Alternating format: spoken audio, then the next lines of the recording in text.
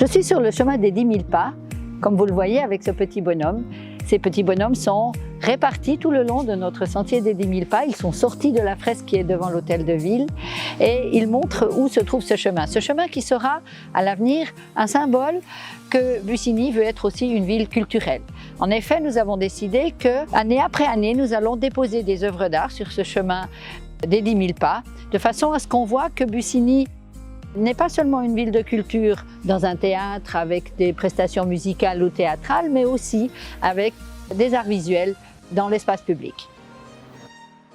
Cet aspect culturel sera donc extrêmement important pour la prochaine législature.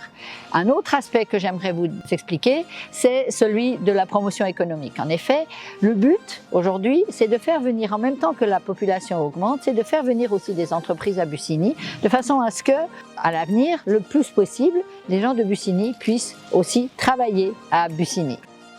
Dans ce sens, il y a différentes idées, comme par exemple celle d'installer un hôtel d'entreprise et aussi de faire venir des entreprises qui travaillent dans le secteur secondaire au sud des voies à Bussigny, où il y aura beaucoup d'activités. Voilà les deux points que je voulais vous communiquer. Et maintenant, je repars sur le chemin des 10 000 pas. Je vais rencontrer ma collègue à la Plana, ma collègue Madame Kesslin. Bonjour, je suis sûre que vous avez tous reconnu l'endroit où je me trouve. La Plana est un endroit très important pour la population de Bussigny. Elle a également une grande place dans la vie associative de notre commune.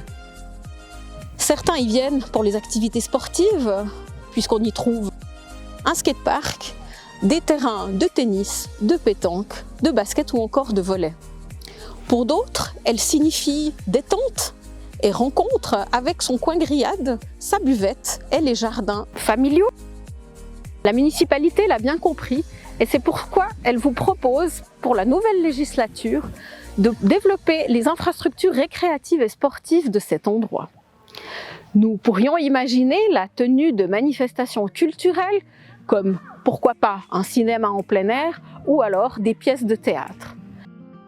Je suis sûre que nos projets vous intéressent. C'est pourquoi je vous propose de nous retrouver ici même au printemps pour en discuter et échanger nos idées. Bon, le temps passe. Je m'aperçois que Madame Calantis-Robert s'impatiente. Allons vite la retrouver pour qu'elle nous parle de son projet.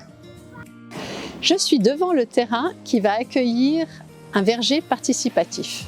Ce lieu permettra aux habitants qui le souhaitent de participer à l'entretien de ce verger et à récolter le fruit de leur travail. Cette plantation fait partie d'un ensemble de projets d'arborisation et de végétalisation qui va fleurir au sein de la commune. Le côté participatif de ce projet vise à encourager les habitants à se rencontrer. D'autres lieux propices aux rencontres sont les places de jeu. À ce propos, la commune va moderniser ces places de jeu afin que chaque classe d'âge, y compris les seniors, puissent y trouver leur bonheur et se rencontrer. Les différentes places de jeu seront mises en réseau et indiquées de façon à faciliter leur accès par la mobilité douce. Et voilà justement Monsieur Zingre qui va vous parler de mobilité.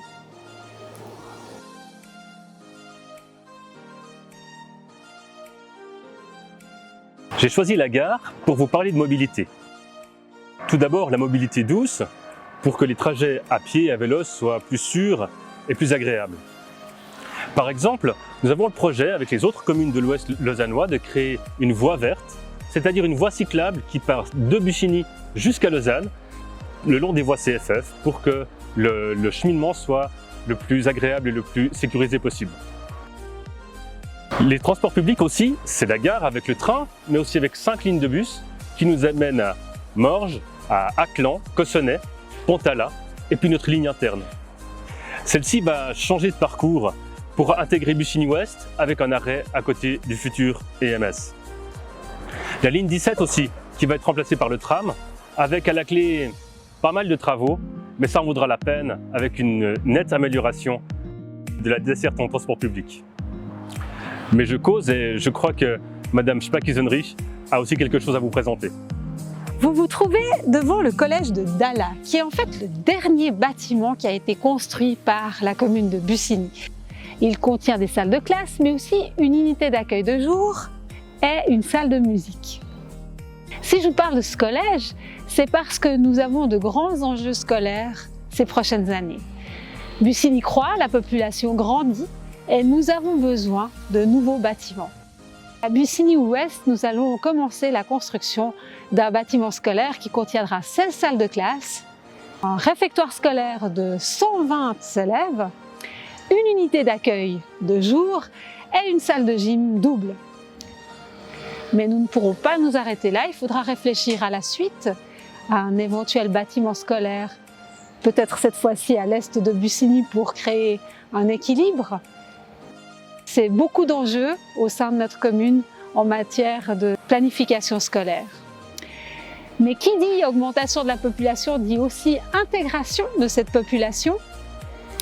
Et cela est aussi un enjeu pour notre municipalité, car nous voulons que Bussigny reste un endroit où il fait bon vivre ensemble. Et nous allons donc continuer à améliorer notre politique d'intégration dans différents domaines, essayer de favoriser les liens au sein des quartiers et favoriser aussi tout type d'activités qui favorisent l'intégration à Bussigny. Voilà, c'est tout un programme que je me réjouis en l'occurrence de développer pour vous.